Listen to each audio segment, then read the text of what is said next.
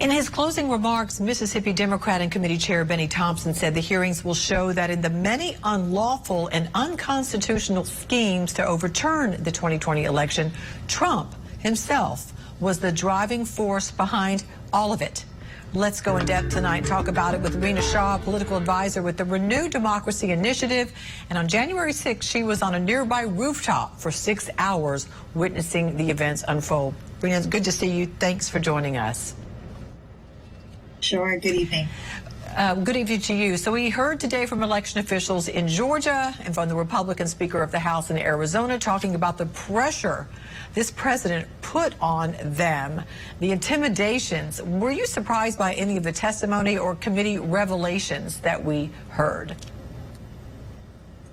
Well, today's testimony was really emotional, and that was probably what was most surprising to me, is that it gripped at the hearts of the people that were watching. Now, of course, we know many people were not tuned in because it was not in a primetime slot, but I do hope more Americans will tune in, because if you're somebody who's concerned about democracy, you should be watching. If you're somebody who's concerned about the American way, you should be watching.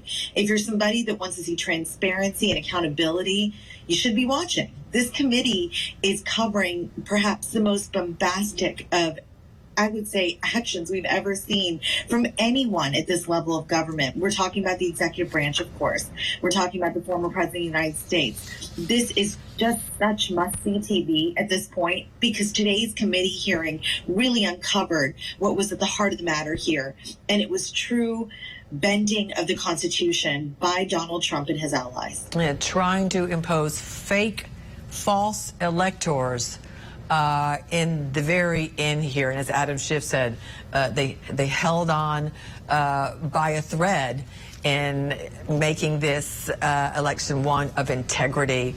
But among what was played at the hearings, we heard the president's voice on these calls that he placed to state officials, begging them, even intimidating them, to find the votes, as he did here in Georgia. What did you hear from Trump's voice in those calls?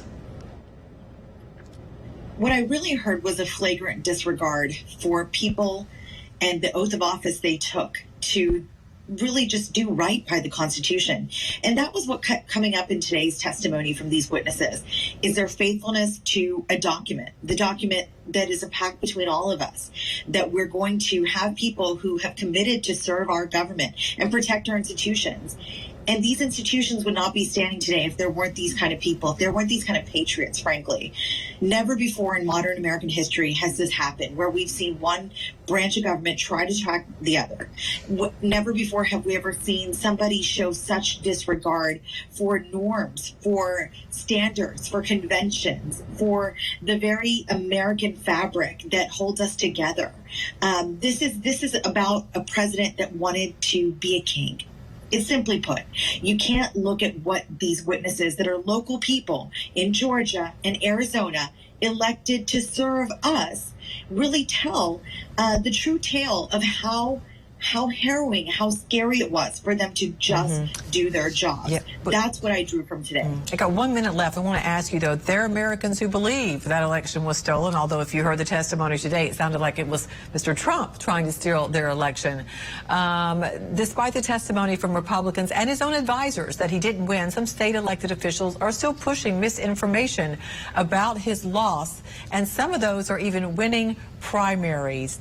Does this change anything when it comes to where we're headed into the next election season? Well, when these public hearings first began, I didn't have much hope. I was one of the people that felt these hearings are happening sort of too late and too far away from the events of January 6, 2021. But here I am sort of looking at this with this renewed sense of hope, actually. I must say that I am grateful for how the committee is actually laying this out. And let's not forget, there are 2 Republicans sitting on that dais. And the witnesses that have come before the committee, these are people that probably voted for Trump in 2020. So these are Republicans telling the tale of this egregious overreach by the former president of the United States in order to try to convince people that he was due a second term, even though he came up short in the votes. So what I really want to encourage those who haven't been tuning in to do so, because they're making an excellent case as to why the 2020 election was not stolen from Donald Trump, and as to why each of us care and have a role in our democracy in order for it to continue to preserve and serve each one of us in the way in which we've known for now hundreds of years. Thank you for your input, Rina Shah. We appreciate it. Thanks for coming on. Thank you.